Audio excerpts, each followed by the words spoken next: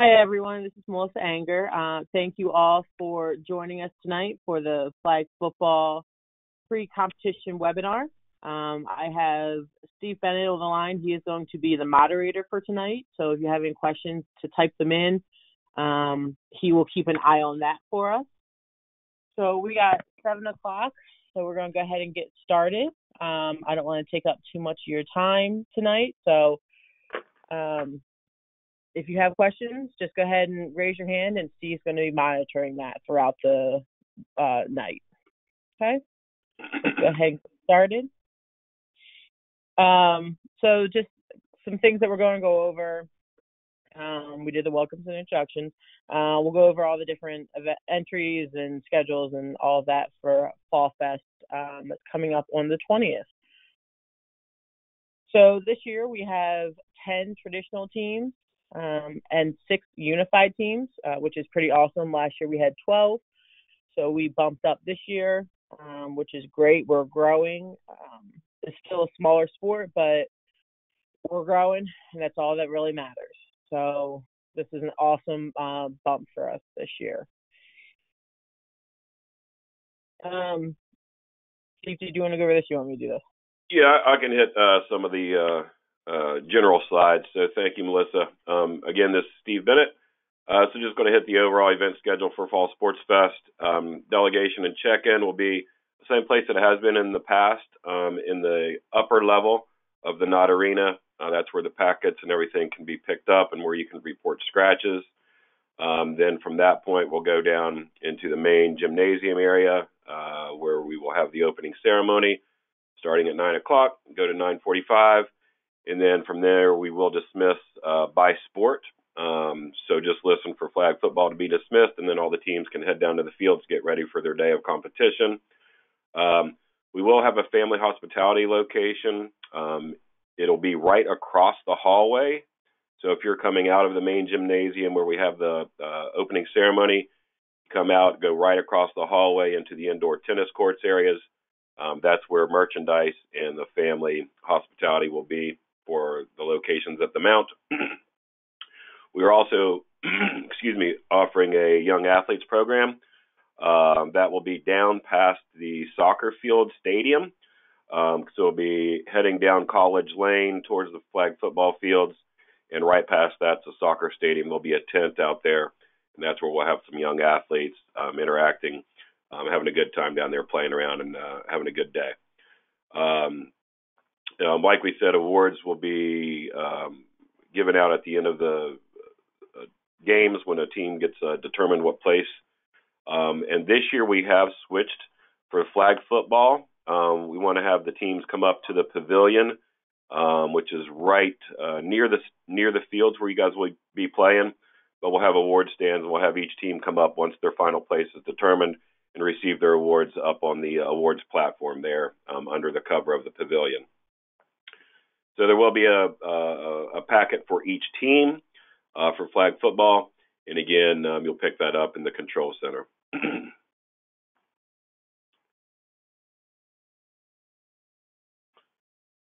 then I'll turn to you, Melissa. Yep. Delegation check-in, like Steve said, will start at 7:30 a.m. with opening ceremonies at 9. We will have a coaches meeting right after the conclusion of opening ceremony down on the field. So as soon as that's over, head on down because we want to get the game started. Since we do have 16 teams this year, we're having 3 fields. So it's going to be a little bit longer of a day than it was last year. So we want to get these games started as soon as we possibly can. We're tentatively done around 4. Obviously, some teams will be done earlier than that, but that's kind of just approximate time for the whole flag football competition. Just a heads up, just like we've done in the past, some qualifiers and stuff, that some teams may have to play back-to-back. I'm going to do my very best to not have that happen, but sometimes with the scheduling, I can't help it. So just make sure your athletes are prepared. We'll have plenty of water down on the field and all of that. So just be aware that the possibility does exist that your team might have to play back-to-back games. And this is Steve again. This is the overall layout of the campus. So for those of you who've been there in the past, you know where the flag football areas are. That location will remain the same. But as you see the change I was mentioning earlier with flag football awards, over to your right hand of this slide, you'll see the flag football awards area. That little gray area where it's pointing to is the pavilion. It's like a picnic area. That's where a lot of the long distance runners will have their lunch and receive their awards as well. To the left of the screen, you'll see pointing into the indoor tennis area where it says tennis and powerlifting awards and merchandise and family hospitality. So again, that's right across the hallway inside from where the opening ceremonies will take place. The one thing that is different than we've had the last 2 years is we are unable to secure concessions this year. So please let your family members know to bring their own lunches, or in the event guide that you'll receive in the next couple of days does provide some local restaurants opportunities right there in the area near the university. So those are the two big updates and changes we want to make you aware of.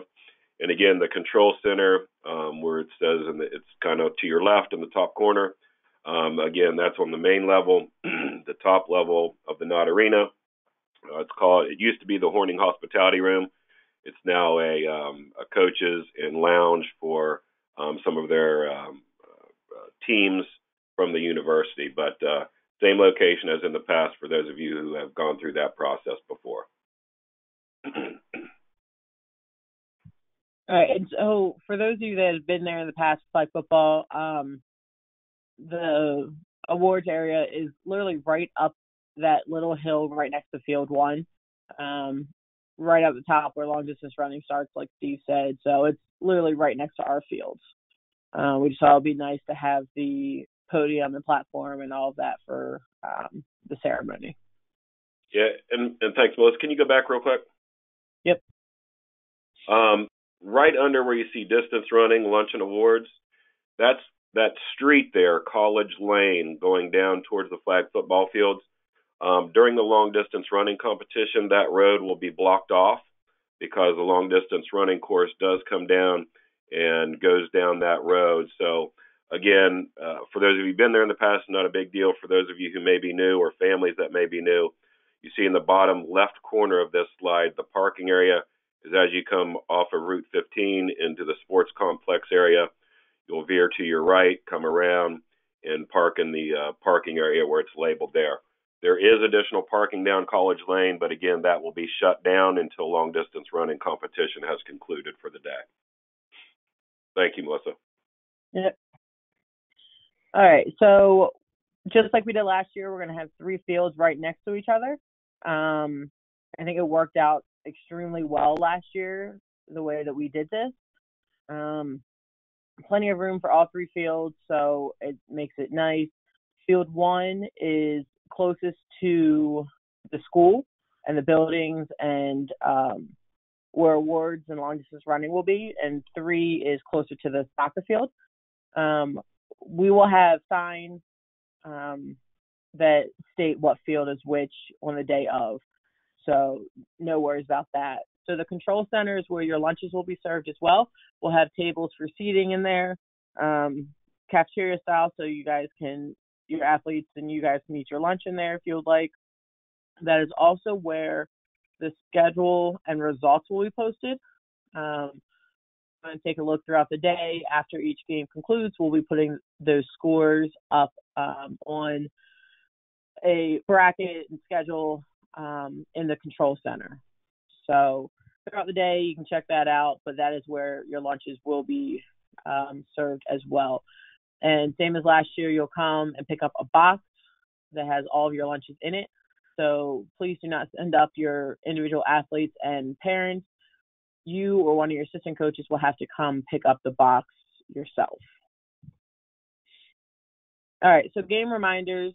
As of right now, the plan is 2 20-minute halves, 5-minute halftime, which is the same we've been doing all season long. Everyone will get 1 timeout per half. and we'll do a running clock except for the final minute of each half. So it's what we've been doing at all the competitions this season, except a couple weeks ago where we had to cut it down to 15 minutes just because of the timing and the number of teams that we had there. Even though I believe some of those games still went 20 minutes. So we will be doing typical 2 20-minute halves, all of that. Tiebreak scenario, we will be having head-to-head competition results from the 2018 Fall Sports Festival games only. We will not go back to qualifier and competition results to get those head-to-head. So we will only take the head-to-head competition results first, and then the points allowed with a max of 50 total. Followed by that, if we need to keep going, then it will be points allowed, points scored differential. So the point differential would be no greater than 30. The limits are so that teams don't try to blow the score up and run the score up. We want some good, fair games, which I think we will have. So these are the tie-break scenarios if we need to go into those. Teams, same as always, have to start with 5 players on the court, or start on the field. You can finish with a minimum of 4. So if you start the game with 5 and you don't have any subs, someone gets hurt, you can finish the game with 4, but 5 has to be on the field to start the game. So again, if someone gets hurt, you can finish the game with 4 if needed. Unified teams must be 3 Special Olympic athletes and 2 unified partners on the field at all times. We haven't really had too many issues with this, but always got to have these reminders. And we will be on the lookout for that, obviously, throughout the event. The rules are 3 and 2.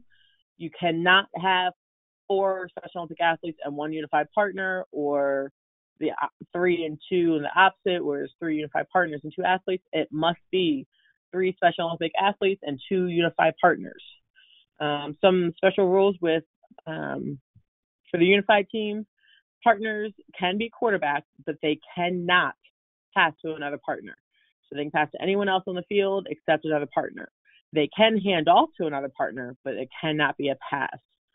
And everyone does a great job with the partners not dominating the game, so just keep that up and you'll be good to go. The equipment is a youth-size football, same we've been using all the time. A protective mouthpiece must be worn at all times, so you must have a mouth guard in.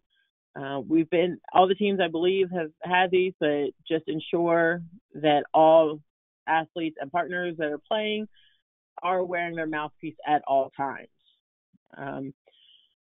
For the flag, it must be a 1-piece 3-flag belt that has to be worn. I know some teams have been having issues with them just falling off. Just do the best you can, keeping them on and keeping them over top of your uniforms. And please do the best you can about keeping the uniforms tucked in, the tops. I know the moving and jolting and everything, the shirts come untucked. I fully understand that. Just make sure they tuck it in if it comes untucked at all. Okay? That's just, otherwise it's considered flag guarding. So we want to make sure that their flags are readily available. Uniforms. They have to everyone has to match. The biggest thing with numbers on the front and back, just like I said, shirts tucked in to avoid the obstruction of the flag pulling. No jewelry. I've been getting on some people about every time I see one of their athletes' partners wearing some jewelry to take it off. Thank you for complying with that right away. But they shouldn't even get into practice with jewelry on. There's no jewelry, rings, watches, earrings, anything, nothing. Obviously no blue jeans. All players must have athletic shorts that all match, and they cannot have pockets. Okay, that's more of a safety issue. If someone's going for their flag, they could get their fingers tangled in a pocket. If they fall, it could not be good. So no pockets in the shorts. That is huge. If they have pockets, they will not play. Okay? The whole team, sorry, your whole team's getting disqualified. No pockets. Players must wear the rubber cleated or flat-soled athletic shoes, no metal cleats at all. Any rubber sole bottom or rubber cleats are allowed, just no metal cleats, spikes, hiking boots, or anything like that. That also will be checked ahead of time by our officials. Flag pulling. Everyone's been doing a great job at this. Legal flag pull takes place when the ball carrier is in full possession of the ball. So if they're about to catch it, you can't pull their flags. Okay, that's going to be a penalty. You have to wait until they fully have possession of the ball before their flags are pulled. It's illegal to pull or strip the ball from the carrier's possession at any time. So go for the flag, not the ball. If a player's belt falls off inadvertently, then they're down right when they touch the ball or when their flags fall off.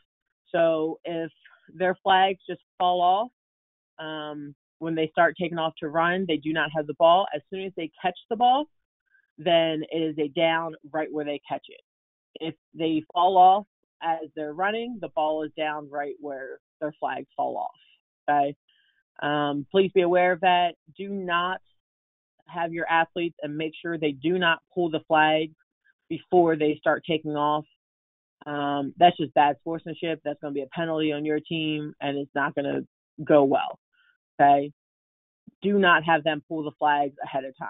Only pull the flags with someone that has the ball.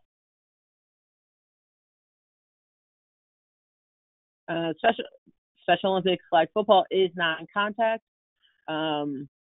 Obviously, football is a contact sport, and there is going to be some contact. Just do your best to ensure that your athletes and players are being safe and making sure there isn't much contact, okay? No running into someone, no pushing through someone, none of that. If you run into each other, okay, but it is a non-contact sport, so just be aware of that, please.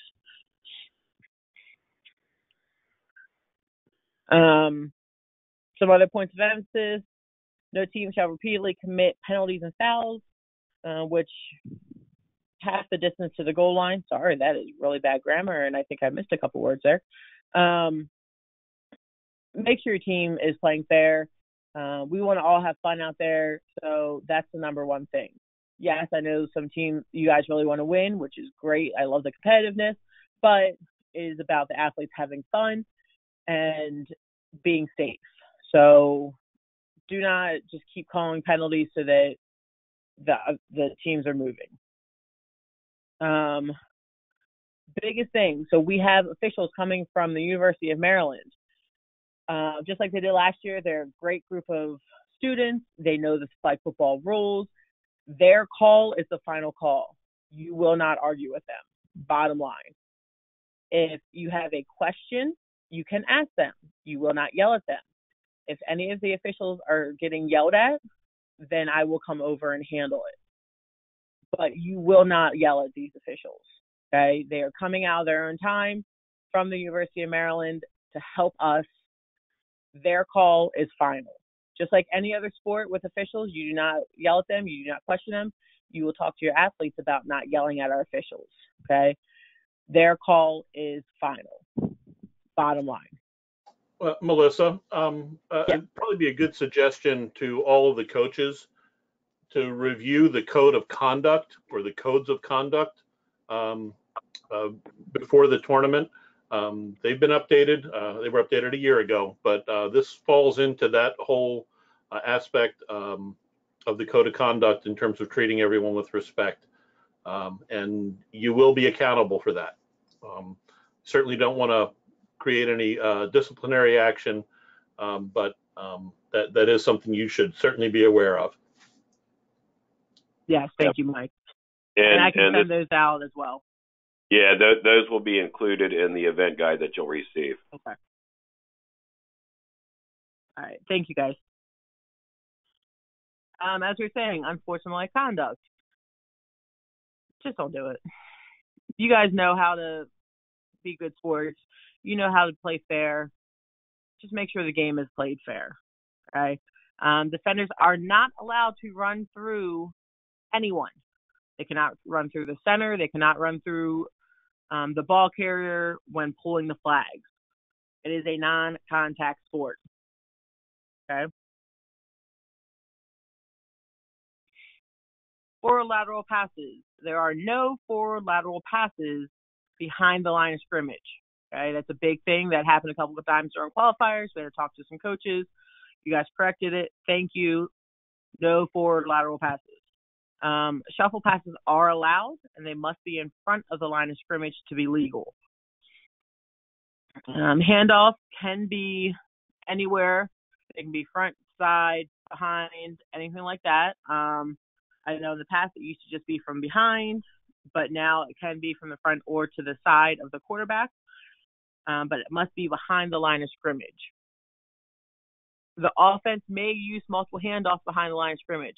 I've seen some teams work on some plays, which is awesome, where they do a couple handoffs.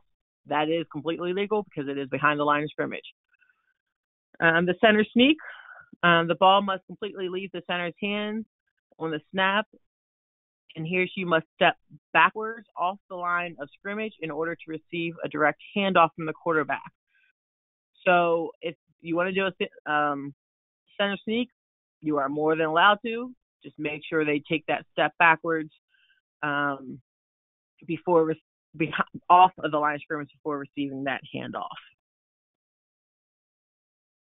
Principle of meaningful involvement. I haven't seen any issues with this, but I'm just going to mention it.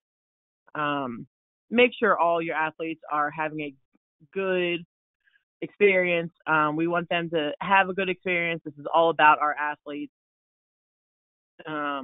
First offense will be a verbal warning, and then we will go on from there. But I do not want to have to take anyone out of the games. Make sure all your athletes are getting onto the field and having a meaningful experience. Don't just put them off to the field and tell them to stay on the sideline. Make sure they're actually getting involved in the game. Just some of the things from the coach's code of conduct that will be sent out with the event guide, so make sure you guys read over that like Mike mentioned. Biggest thing is respect for all, ensure a positive experience for all, act professionally.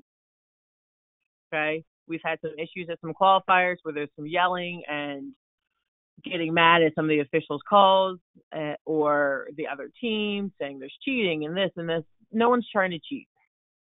If they are, then it shouldn't be in Special Olympics.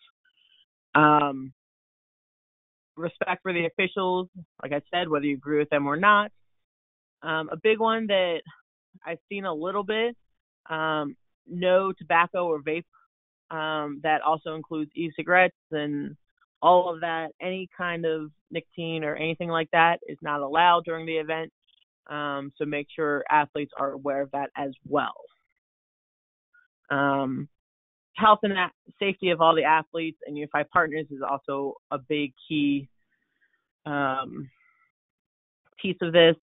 A big thing, make sure all Unified Partners and athletes know the rules of the game. During some of the qualifiers, I see them trying to make some calls. That's not going to fly. They're not the officials.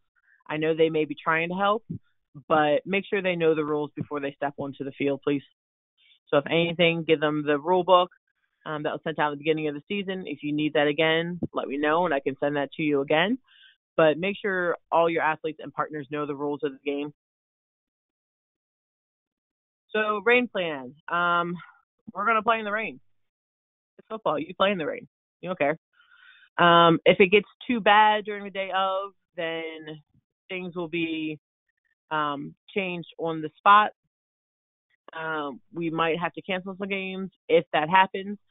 As of right now, these are two weather reports from two different sites that seems like we should have a pretty clear day, which would be awesome. It's not supposed to rain next week, except maybe I think Monday I saw, but the rest of the week is supposed to be clear and sunny, so fingers crossed we keep that. With the weather, 62, 63 is a little chilly, especially in the mountains of Emmitsburg. So if someone wants to wear a long sleeve shirt or hoodie underneath their uniform, it has to be underneath the uniform. If it's a hoodie, please make sure their hood is tucked into the shirt. So it has to be tucked into the uniform if they're going to wear something underneath. I'm fine with them wearing underneath as long as it matches the uniform. So if their uniform is yellow, then make sure it's either a black or white shirt underneath, preferably. Make sure it just matches. That's the big thing. I don't want some crazy colors underneath the uniforms. Make sure it's pretty simple, standard, matches the uniforms, okay? But with this chilly weather, I am okay with them wearing long sleeves or long pants underneath their uniforms. All right, some other general information. As I said, the results will be posted at the flag football. It says official center here, which is the control center, where lunches will be served as well. And I'll make sure I get all the results out right after the state tournament. You'll definitely have them no later than Thursday, October 26th, but my hope is to get them out by Monday or Tuesday following the event. Protests.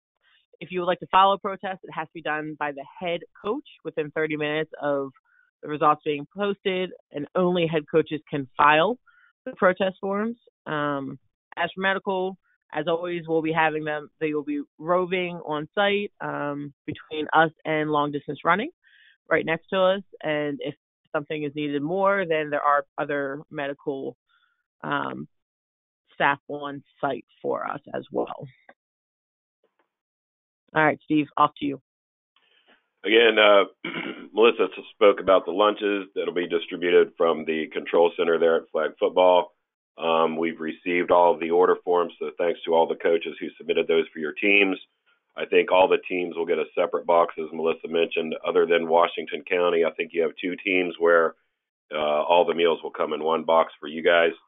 Again, we talked about the event guide. We're putting the final touches to that in the next day or two and get those out by the weekend. So again, that's event guide. The biggest thing there is the codes of conduct, the flag football section, and also with the concessions. Let families know nothing's happening at this point regarding concessions. The opening ceremony, sorry about the small print here. Basically, work with your area director, county director, and your other teammates from other sports that are coming. What we're looking for is 2 athletes or an athlete and a partner that will carry in the banner representing your county or area program for the opening ceremony. Those individuals will need to report first thing in the morning so that we can get those individuals into the script and announce them as they carry in the banners. So again, if the athletes or partners who are chosen from your county or area program are not there by 8:30, we'll go ahead and move forward and still announce the county or area program in the script, but those individuals will not be able to participate in the ceremony. It just gets too late to put them in the script and talk to the MCs for the opening ceremony to get everything set for that. So that's a big thing for opening ceremony. Do not send me the names. Please send them to your area directors. I have no say in this.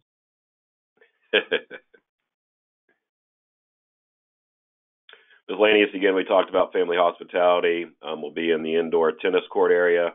There will be a family hospitality at the cycling venue right down the road at Fort Ritchie as well.